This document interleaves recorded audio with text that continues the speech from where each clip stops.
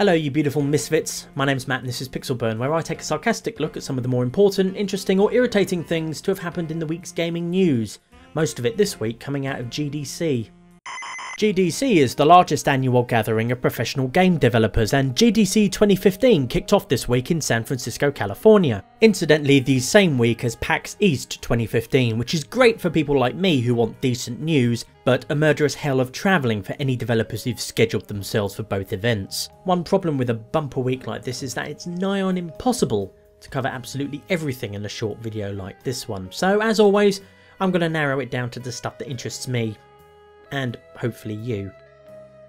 Once I've got all the guff about virtual reality, of which there was bucket loads, out of the way first, what with that being the new big shiny thing at the moment, besides the usual suspects like Sony's Project Morpheus and the Oculus Rift, Valve were also at GDC to show off their entry into the VR shebang with the Vive? Vive? Viva? Vive?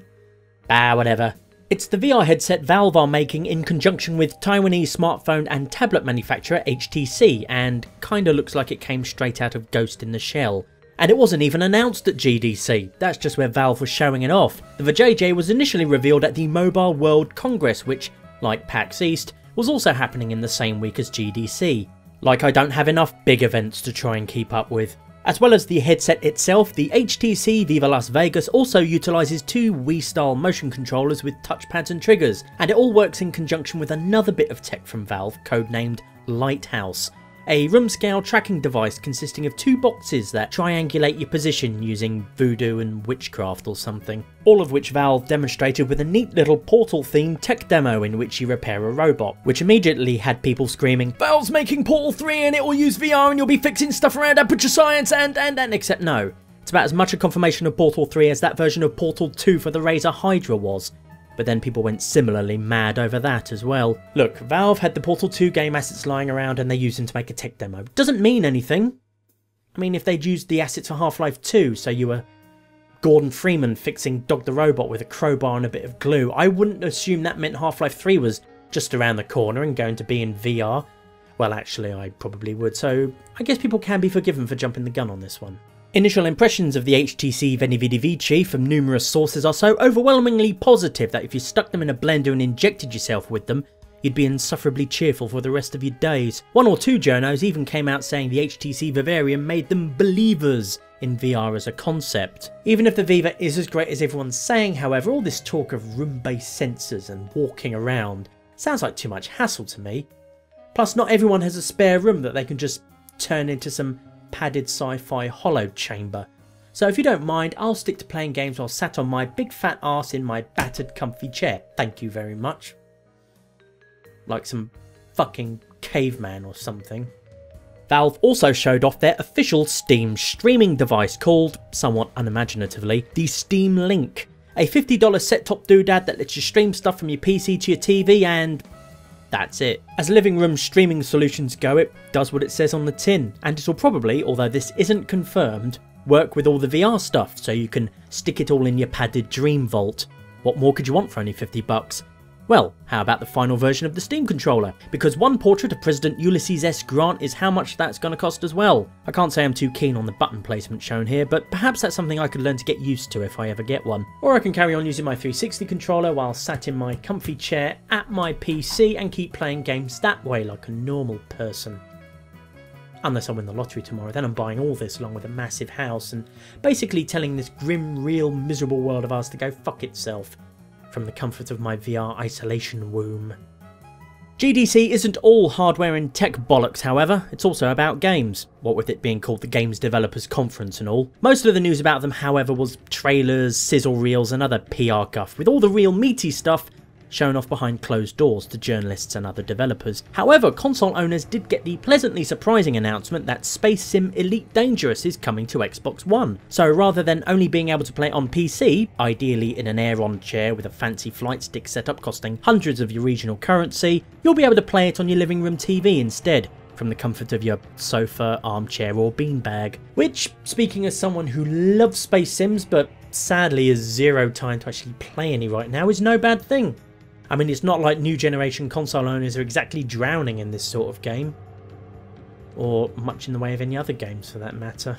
Incidentally, during Microsoft's announcement of it in their little GDC conference presented by Phil Spencer, they couldn't help but throw out that old sneaky Xbox One exclusive line to make you think it was only coming to Xbox One. Making its console debut exclusively on Xbox this summer. Which, as we should all know by now, really means it's only a timed exclusive. So if you're a PS4 owner who heard the news and immediately had your space dreams crushed into so much dust, don't despair just yet. A PS4 version will no doubt see the light somewhere down the line. According to Elite lead creator David Braben of Frontier Developments, Xbox One and PC players will both get to gallivant around in the same online galaxy. So if an enterprising console player discovers a brand new solar system ripe for the exploiting, then PC players will be able to access it too, and vice versa. This does however also mean that Xbox One players will require a constant internet connection, just like PC players didn't until Frontier changed their minds about it right before release. Frontier Developments are also looking into proper cross-platform play for Xbox One and PC players, which could be very interesting indeed, especially if a future PS4 version also allows cross-platform play between PS4 and PC. Chances of there being a glorious interstellar three-way between all three platforms are, however, about as likely as surviving a fall into a black hole. But even the chance for dirty PS4 or Xbox One owning scrubs to square off separately against snotty PC elitists sounds great, and I hope Frontier Developments can pull it off. If only so I can one day tell my nephews and nieces how the console wars eventually spread into outer space. There were other announcements too, like the trailer for Wolfenstein The Old Blood. A standalone prequel to last year's Wolfenstein The New Order, this one brings the action back to the 1940s for some more traditional Nazi killing, which is always fun. It is still fun to kill Nazis, right? I assume we're still allowed to enjoy that? You know, without some self-appointed moral guardian telling us why it's bad and that we should feel bad. Another game making a comeback is Rock Band, with Rock Band 4 confirmed by developers Harmonix for Xbox One and PS4. What more is there to say about this? It's Rock Band. You get a load of mates round, get drunk and bang away on your plastic instruments until the wee hours. And it has been a fair old while since we've had this sort of thing, what with the whole market for such games dying on its arse from oversaturation way back when. As well as working their asses off, their words not mine, to support all those old plastic instruments you might have lying around from previous Rock Band games, Harmonix are also apparently negotiating with Sony and Microsoft to ensure all those songs you bought as DLC yonks ago can be brought forward into the new one. That is, if you're stuck with the same console manufacturer. So if you had a 360 with a bunch of Rock Band DLC and then upgraded to an Xbox One, or went from a PS3 to a PS4, you can possibly look forward to using all your old songs with Rock Band 4, assuming negotiations don't fall apart at the 11th hour. Finally, what's a big gaming related event like GDC without a bit of unnecessary drama to spice things up? Courtesy of none other than Mr. Tim Schafer, who was in attendance to present the annual GDC Awards and took an opportunity to crack a joke about Gamergate, which is still trucking along despite very insistent stories of its demise. Tim's joke referred specifically to the Not Your Shield hashtag used by supporters of Gamergate who don't fit the straight white male nerd stereotype regularly thrown at it by its opponents. How many Gamergaters does it take to make a single piece of armor? Oh god, I don't know. 50. 1 to do the modeling, 1 to do the materials, and 40 to tweet that it's not your shield. Okay. Again, I cannot be blamed for what the puppet says. God, as puppet related moments go, that was possibly the most cringeworthy I've ever seen, outside of puppetfucking.com. Was that really the best joke you could come up with, Tim? Seriously? Or did you let some humorless arts graduate write it for you as their Kickstarter reward? Come on, Tim, I know you can write better jokes than this. You could have poked fun at the Gamergaters who shriek about cultural Marxism the way Alex Jones rants about the New World Order, or the borderline obsessive ones that fret over every little thing certain individuals do, up to and including taking a shit, or the ones that hang on every word this secret reptilian alien in disguise spits out when he's not devouring live guinea pigs. Instead, Tim pretty much dismisses the opinions of women, people from ethnic minorities, gay, trans and others who sincerely support Gamergate but don't fit the stereotype. Yes, they do exist. I know this by virtue of my neutral position on the subject, and because I at least tried to do some fucking research on these things. Enough to know both sides are not as black and white, no pun intended, as you'd be led to believe. I mean, I'm pretty sure these people aren't all straight white male nerds. Same with this lot. Now in this bloke's case I can only take him at his word that he's gay. For all I know he might really just be a dildo collector. Although I'm confident that sci-fi author, former games journalist and Gamergate supporter Oliver Campbell here is most definitely white and gold. Or is he blue?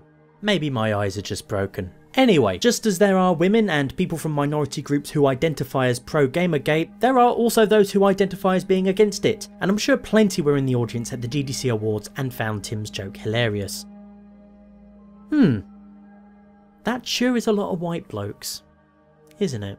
In short, Tim Schafer should probably stick to dishing out awards and pissing away his Kickstarter money rather than stirring up needless drama. Although if he hadn't, then I wouldn't have come up with puppetfucking.com. So, thanks Tim. That's all for this episode of Pixel Burn. If you liked it, please do let me know, and let your friends, family and Tim Schafer's sock puppet know as well. At the very least, I hope you found it tolerable. And if you didn't like it, send me one of Val's Vives, and I'll disappear into a VR cocoon for the rest of my days. Until next time, as always, you can go now.